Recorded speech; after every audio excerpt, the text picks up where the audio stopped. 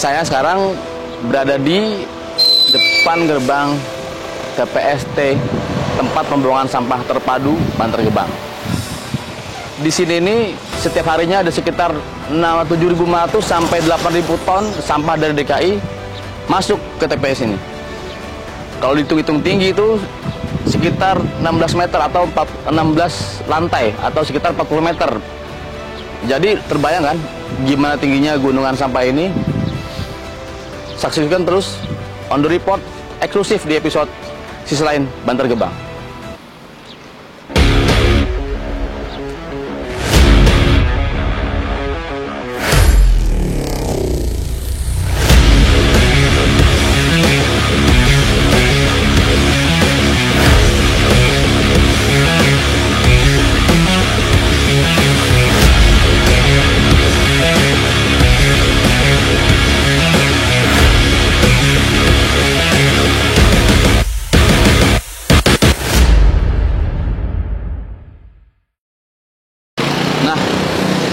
Episode eksklusif Sisi Lain Bantar Gebang akan membahas bagaimana masyarakat menjalani kehidupan sehari-hari mereka di sekitar TPST ini. Dan saya sudah berbincang singkat dengan ketua pemuda, dengan pemuda milenial ya, ketua Lembaga Pemberdayaan Masyarakat Ciketing Udik. Ciketing Udik merupakan kelurahan yang wilayahnya terbesar masuk ke dalam area TPS ini. Simak terus ya bincang kami. Di sana sudah ada Bang Salim, Ketua Lembaga Pemberdayaan Masyarakat dari Ciketing Udik. Kita akan datengin.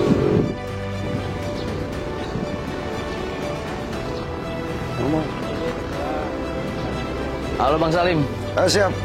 Bang Ganes. Siap. Ini nih yang punya wilayah nih. Siap. Beliau ini Ketua Lembaga Pemberdayaan Masyarakat Ciketing Udik, Bang ya. Siap. Betul, Tadi Bang Ganes.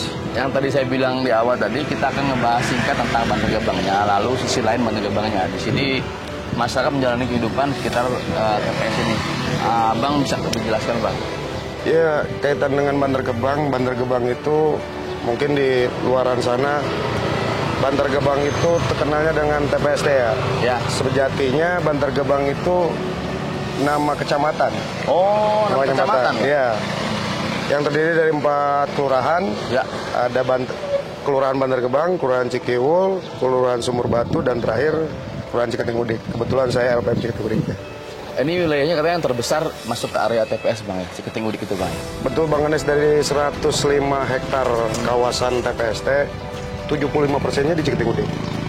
Jadi kalau ngomongin yang paling terdampak, Ciketing Udik itu ya paling besar luas lahan yang digunakan untuk TPST. Biar lebih enak, mending kita ngobrol sambil ngopi, Bang. Oh iya, boleh yuk. Siap. Sip lah. Ngopi, kita ngobain kopi dari TPST nih. Bang, kalau TPST sendiri kapan sih Bang dibangun nih Bang? Atau mulai berdirinya beroperasi Bang? Sepengetahuan saya ini sudah 37 tahun. Jadi dibukanya dari tahun 1985. Lumayan juga ya lama sini. Sudah lumayan lama. Siap. Iya. Wah, kita ngopi dulu nih. Kopi ya? Bang, ada kopi, Bang? Aduh.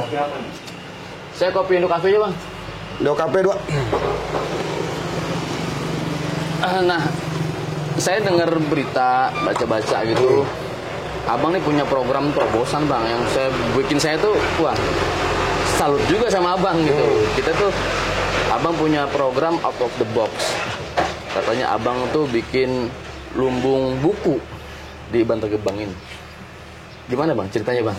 Program-program apa sih yang udah Abang jalanin buat memberdayakan masyarakat supaya kehidupannya nggak monoton seputar sampah aja Bang? Nah, kalau ngomongin tadi program lumbung buku, sebenarnya bukan lumbung buku, Bang Ganes. Leit ilmu. Jadi walaupun tadi nggak salah juga sih, lumbung itu kan leit bahasa Sunda. Karena kebetulan Bantar Gebang itu ada 2 bahasa. Ada 2 bahasa, yaitu bahasa Sunda kasar dan bahasa Betawi. Jadi ada yang masuk ke secara bahasa ya, ada yang masuk ke Betawi, ada yang masuk ke Sunda karena kita perbatasan dengan Bogor. Kebetulan Ciketing Udik itu berbatasan dengan Kabupaten Bogor. Jadi makanya karena memang kita di Ciketing Udik ini berbahasa Sunda, dengan sendirinya lumbungnya jadi leit ilmu. Leit ilmu. Leit ilmu. Oke. Leit ilmu sendiri itu posisinya salah satu program lah bagaimana kalau kita ngomongin dampak, tentu saja TPST ini berdampak. Siap. Oh iya, makasih Pak. Ya, makasih Pak. Berdampak. Ya berdampak lah, karena mengingat setiap harinya ribuan ton hasil sampah dari DKI masuk ke sini, ya pasti berdampak. Baik itu tanah, air, udara, semuanya juga pasti kena polusi. Jadi abang bikin Leit ilmu ini supaya teman-teman atau masyarakat yang ada di Bantar Gebang ini nggak selalu mikirin soal kehidupan seputar di tempat sampah bang. Tapi mungkin dengan mereka membaca banyak buku, pikiran mereka akan terbuka sehingga bisa mencari pencarian atau profesi atau juga apa ya sumber pendapatan mereka yang lainnya ya bang.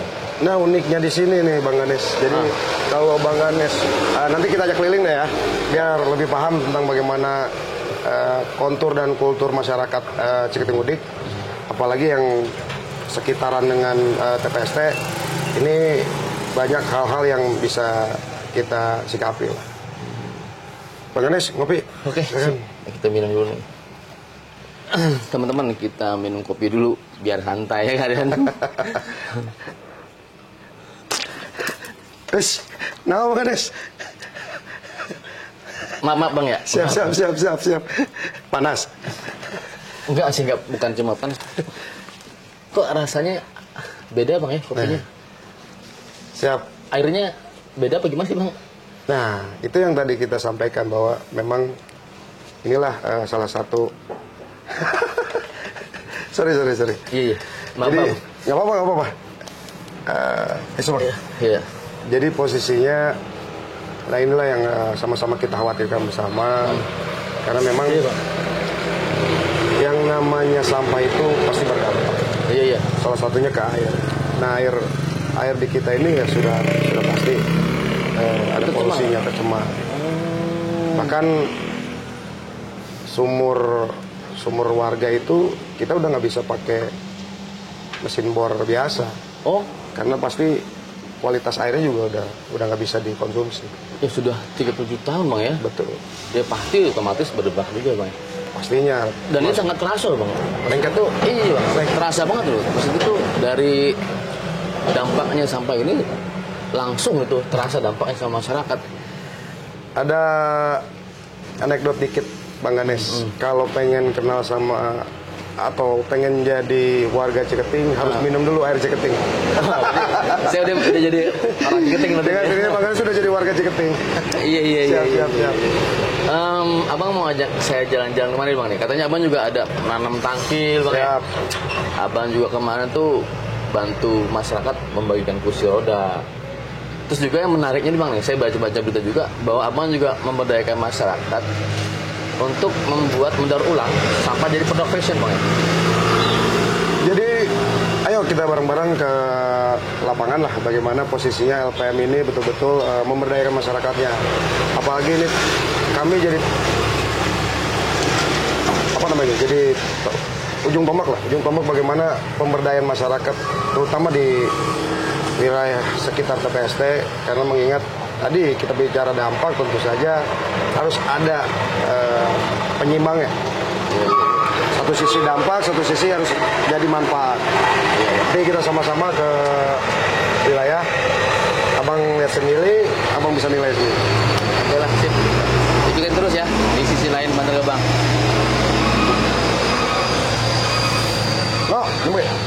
Kopi.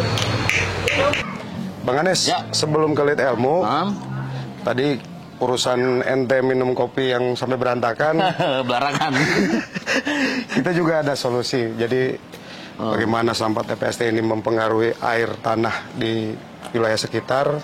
Kita juga alhamdulillah sudah diberikan fasilitas sumur artesis oleh Pemprov DKI. Iya. Jadi ini ada sumur artesis untuk wilayah RW 05 dan sekitarnya. Jadi warga nggak ngebor sendiri. Oh, diborin Diborin sama dan sama pemerintah DKI tadi. salah satu kompensasi adanya sampah di wilayah kita, bentuk tanggung jawab dari pemerintah DKI juga menyediakan air bersih.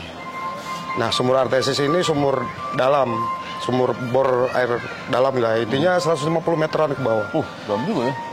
Ya kalau 25, 30 meter ini ya tadi dampaknya ngopinya jadi berantakan tuh. Tapi tadi yang saya minum tuh air ini kan?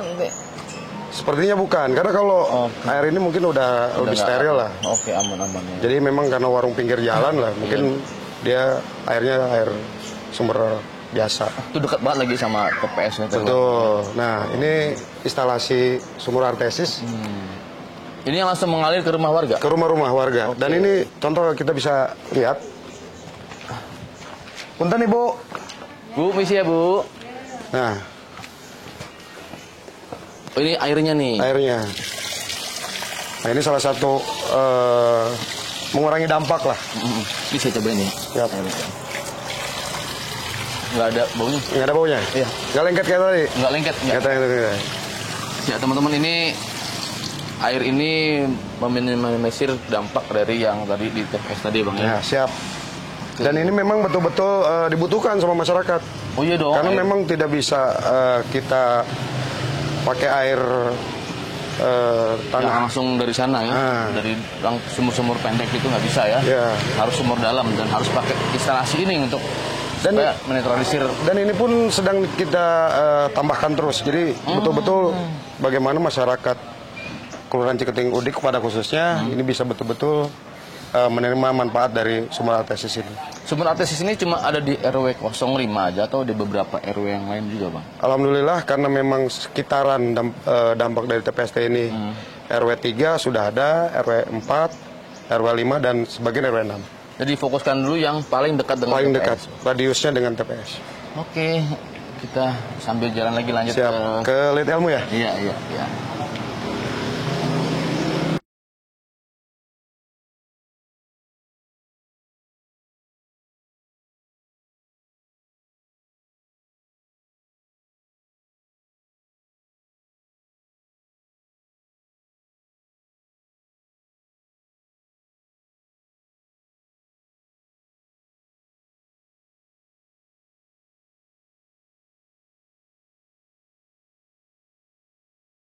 Nah, sekarang Bang Ganes kita menuju ke Lead Ilmu. Ini merupakan salah satu program Lembaga Pemberdayaan Masyarakat Kelurahan Ciketing Udik di wilayah RW 05 dan memang wilayah RW 05 ini karena memang wilayah yang paling dekat dengan TPST, kita lebih prioritaskan pembangunannya. Salah satunya ya tadi ini Kampung KB. Jadi Kampung KB itu bukan kampung keluarga berencana, tapi kampung berkualitas. Wow, keren. Nah, itu fungsinya bagaimana masyarakat di wilayah RW 05 itu betul-betul bisa berkurang dari sisi dampaknya. Oke, siap. Assalamualaikum RW. Waalaikumsalam.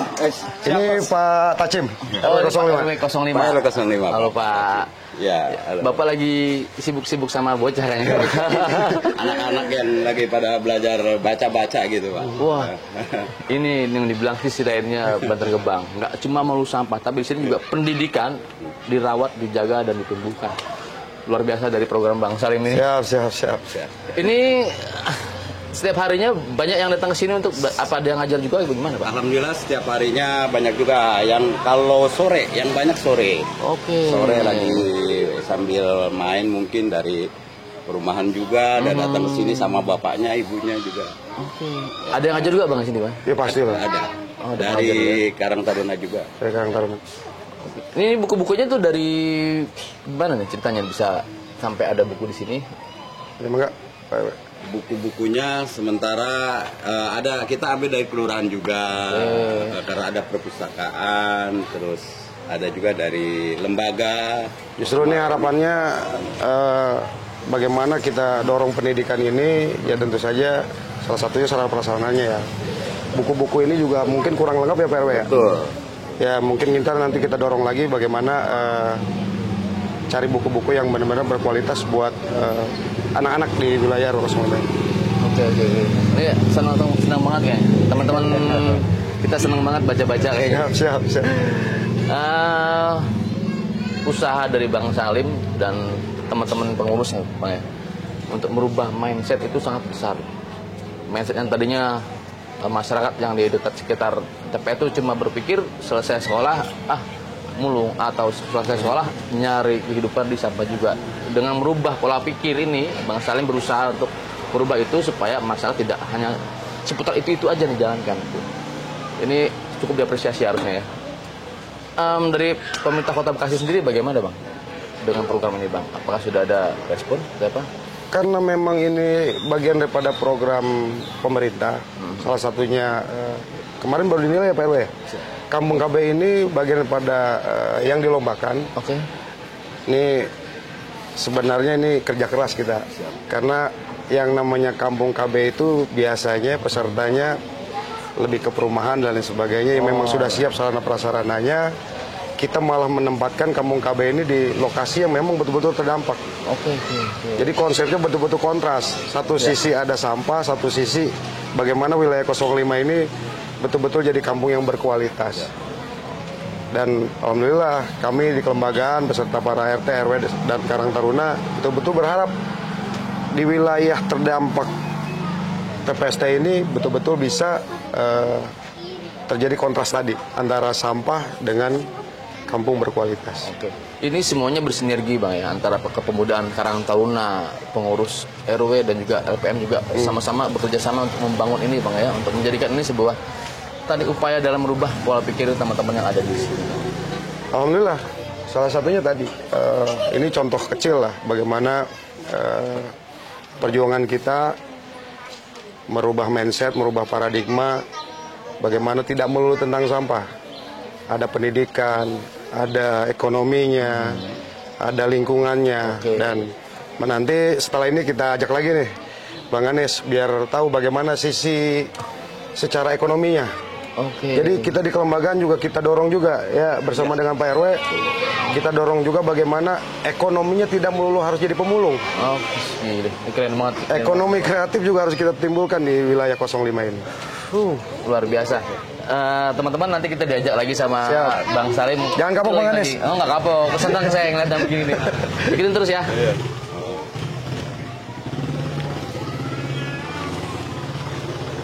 Ya, Bang Ganes tadi kita habis dari Leit Elmo. Nah, sesuai janji kita mau ajak Bang Ganes ke tadi apa namanya? Tempat itu ya, apa namanya? Daur ulang sampah jadi produk fashion. Jadi produk fashion. Ini tempatnya memang di dekat pengolahan sampah ini, Bang. Nah, itu yang tadi saya bilang selalu kontras. Bagaimana tidak melulu tentang jadi pemulung, tidak melulu usaha lapak. Tanda kutip ya. Jadi bagaimana pemuda kreatif Ciketing Udik ini juga sudah mulai punya pikiran terbuka lah bahwa ada inovasi-inovasi dari sampah ini bisa dijadikan nilai lebih, produk-produk yang secara kebutuhan masyarakat dibanding hanya sebagai pemulung. Oke, langsung aja Bang. Siap. Ini kita ketemu sama Ilung, pemuda 05, pemuda kreatif, dan produk fashionnya ini pun bukan hanya tas biasa. Jadi beliau jual filosofinya. Assalamualaikum warahmatullahi wabarakatuh. Waalaikumsalam. Assalamualaikum Bang. Iya Bang. Ilung. Ilung Bang. Ini workshopnya ya Bang? Workshopnya. Oke, kelompok kerja usaha ekonomi kreatif daur ulang sampah menjadi nilai ekonomis Karang Taruna. Pemberdayaan anak-anak muda ya Bang ya. Ya, Abang juga kan pemuda milenial ya kan. Separuh pemuda lah kita. Separuh pemuda. Ini ngobrol-ngobrolnya di mana nih Bang? Enaknya Bang? Di mana Bang Ilung? Nih Bang Ganes. Boleh duduk Bang Ganes. Ayo. Oke, sip. Coba gimana Bang? Di depan udah ada tas-tas dari jeans Bang. Ini produknya Bang, hasil daur ulang Bang. Coba ceritain Bang. Kalau cerita lebih lengkapnya ya langsung ke orangnya lah, karena memang beliau yang punya motivasi ngebangunin anak-anak muda 05 biar lebih kreatif dan menghasilkan. Begitu Bang Ilung ya? Gitu. Sok, mangga Bang Ilung. Ceritain ini, ceritanya bagaimana ada jadi begini nih, dari mana ke mana, gimana prosesnya? Sebenarnya awal kali mulai ya karena rasa kepedulian sih Bang, lebih ke situ sebetulnya. Rasa kepedulian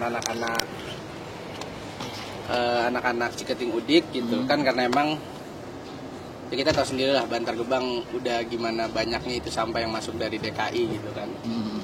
Sebenarnya lebih ke situ Bang awal-awalnya, terus kayak coba-coba lihat fashion yang lumayan trending di luar gitu. Kok orang lain bisa gitu, kok kita nggak bisa gitu, padahal kita pusat dari segala pusat gitu. Iya bener. Maksudnya siapa sih Bang yang nggak tahu Bantar Gebang gitu kan, tempat pembuangan sampah paling gede gitu kan. Ya udah awal-awal kecilnya sih ke situ. Jadilah ya ini. Makanya coba kita buat produk yang ekonomis lah gitu. Yang coba kita buat produk daur ulang yang menghasilkan nilai ekonomis lah gitu sebetulnya. Dari situ Bang. Jadi ini dari gunungan sampah sana. Iya. Ente ambil bareng teman-teman, dijahit di workshop sini. Dijahit di workshop. Kebetulan kita ada workshop pribadi Bang, alhamdulillah. Yang desain ente juga nih. Untuk desain ya bareng-bareng aja sama anak-anak gitu. Jadi mau lagi ngeluarin produk apa, artikel apa, nanti kita desain bareng-bareng gitu Pak. Namanya apa nih? Nama merek brand? Kalau brand pribadi 85 Pak. 85? 85. Cuman ada ininya kalau nama brand pribadi sebenarnya 85 doang. Terus Gitu.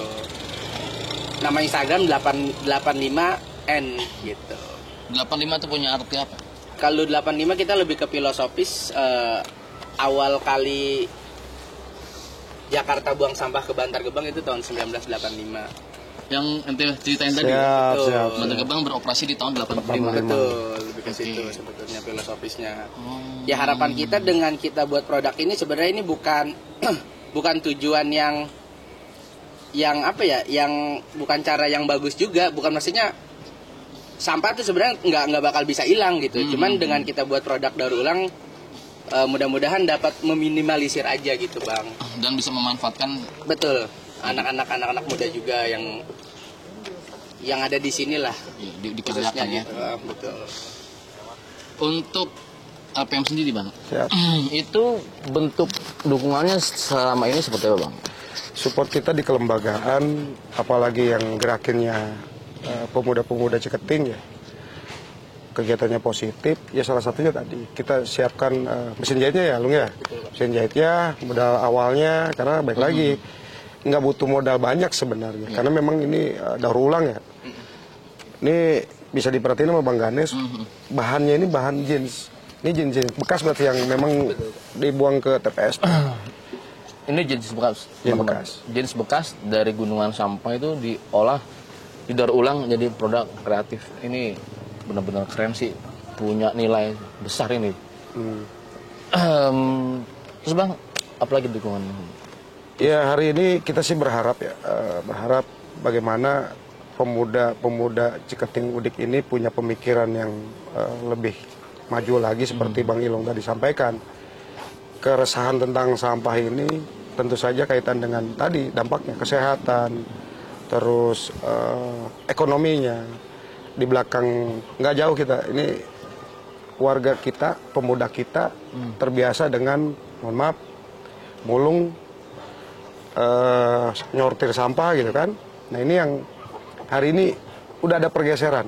Jadi tidak melulu tentang jadi pemulung karena lokasinya dekat dengan sampah. Tapi bagaimana nilai ekonomis dari produk-produk lain yang bahan bakunya dari sampah juga bisa ditingkatkan. Selain daripada itu tentu saja sisi marketingnya yang harus kita dorong. Tadi Bang Ilong udah menyampaikan melalui Instagramnya. Dan yang segmented berarti Bang Ilong ya? Iya. Pembeli ini segmented ya? Iya. Nah pembelinya itu siapa Bang? Yang dia beli ini tuh Kalau terakhir kita ada gerakan kayak global warming gitu loh, anak-anak pencinta lingkungan. Aktivis lingkungan hidup ya. Aktivis lingkungan hidup gitu. Ranahnya lebih ke situ sih Pak. Gitu. Terakhir kemarin gitu. Pemasarannya selain di Instagram di mana aja tuh? Kebetulan untuk platform lainnya belum ada sih, baru di Instagram sama paling WhatsApp aja gitu, lebih ke situ. Kasih tahu WhatsAppnya, nomornya berapa kalau mau ada yang mau beli produk ini nih, produk-produk kreatif ini nih, keren-keren ini, berapa nomornya ke siapa bilangnya? Nomornya di nomor 0857 1190 9187. Terus juga ada Instagramnya bang ya, Instagramnya 85N END. Ntar ada di sini. Ya. Ntar ada di sini. Kenapa 85 ND gitu ya? N. Kenapa 85 N? Cerita kebanggaannya. 85 kan tadi udah tuh. Nah, ND-nya tuh apa tuh? END itu kan selesai bang artinya. END itu maksudnya 85 selesai. Iya maksudnya 85 baru dibangun tadi. Maksudnya harapan kita sebenarnya pengen selesai gitu. Cuman ya kita mustahil untuk menyelesaikan itu semua gitu. Jadi oke lah kita buat daur ulang seiring berjalannya waktu gitu. Dan ya kita juga nggak mungkin selesai lah karena masih banyak juga kan orang-orang yang kebutuhannya yang digantungan sama Bulog gitu, sama buang sampah dan Bantar Gebang gitu kan, sama TPST gitu. Ya harapan kami mah kita orang cuman pengen ya minimal nggak begitu banyak banget lah karena dampaknya itu udah begitu sadis gitulah bang, apalagi untuk kesehatan kan lebih ke situ. Ini menyerap tenaga kerja berapa banyak? Teman-teman anak-anak muda yang ada di Cikiteng ini? Kebetulan sih kita masih apa ya? Modelannya kayak kelompok kerja gitu sih, Bang. Di sini kita bareng sama anak-anak Karang Taruna. Jadi anak-anak Karang Taruna kita tuh dari se-RW 5 gitu. Jadi nggak cuman kan ini kan RT 1 nih. Nggak cuman dari anak-anak situ aja, cuman dari RW 5 itu ada 3 RT. Jadi anak-anak dari 3 RT itu yang kita yang kita ajak lah untuk terjun ke sini gitu Bang. Sedikit Bang Anes, tadi soal Bang Ilung sampaikan 85N tadi. Harapannya Bang Ilung kan di tahun 85 itu walaupun baru mulai, harapannya udah berakhir lah. Ini saya pernah mendapatkan informasi tentang penelitian dampak negatif dari sampah ini. N-nya itu hari ini ya contohnya. Berakhir hari ini pun dampaknya ini 15 tahun masih kita rasain. Kalau nih hari stop nih operasi TPST, 15 tahun masih terasa dampaknya. Masih terasa dampaknya. Yang tadi air, udara, kesehatan, lingkungan hidupnya, ini masih ada dampaknya. Jadi kenapa Bang Ilung tadi menyampaikan pengen buru-buru selesai? Karena masih ada tabungan tuh dampak 15 tahun ke depan. Kalau hari ini berhenti. Dan hari ini masih berlanjut, makanya kita sebagai lembaga pemberdayaan masyarakat Kelurahan Ciketeng Udik menyiasati bagaimana dampak itu, meminimalisir dampak itu. Ya tadi perjalanan kita sehari tadi itulah. Ini baru bagian kecil Bang. Masih banyak yang harus kita sentuh, masih banyak yang harus kita berdayakan. Baik itu pemudanya, baik itu manusianya maupun alamnya gitu. Oke.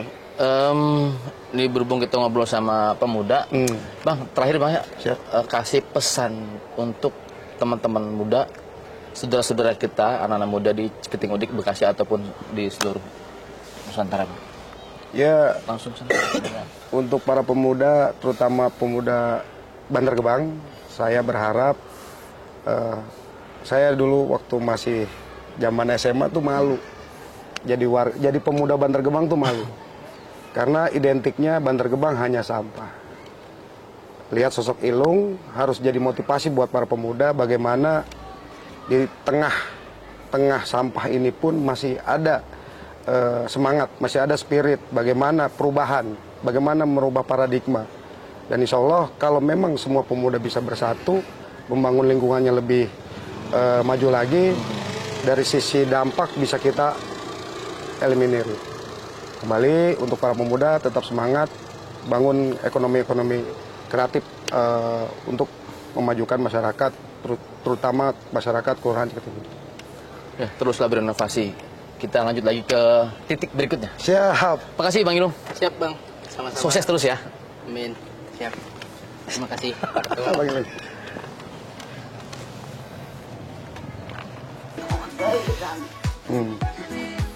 Sehat. Anak Incu karunian Pak. Tuh Pak RW ini karunian kamu dibawakan kursi roda. Iya Pak RW apa? Ya Pak RW-nya. Itu Pak RW. Mana Pak RW?